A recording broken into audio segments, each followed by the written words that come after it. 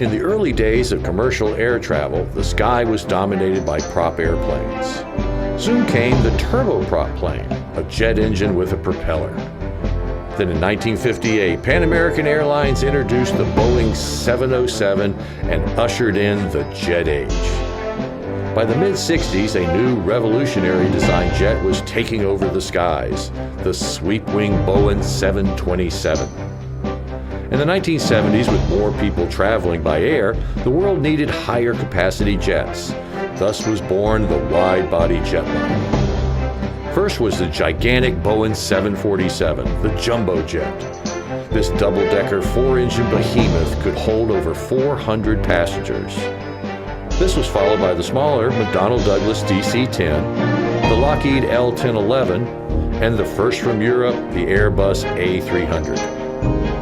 The mid-70s found the need for speed, and thus the supersonic SST and the French-British Concorde. While the Boeing-built SST never really took off, the Concorde made regular transatlantic service in little more than 3 hours, traveling at Mach 2.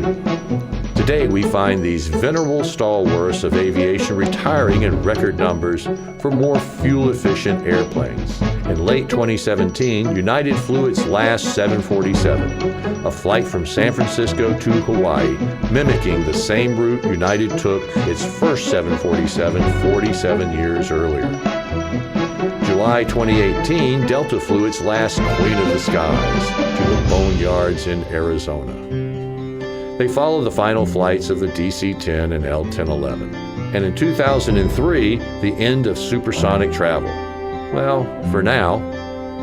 Mankind never takes a backward step for long, and I just can't envisage that when my daughter, who's now 10, is a mother and she turns around to her children, I can't envisage her saying, do you remember when Grandad crossed the Atlantic in 3 hours and 20 minutes? Now it always takes 8.5. The last flight of the Boeing 727 was in 2016.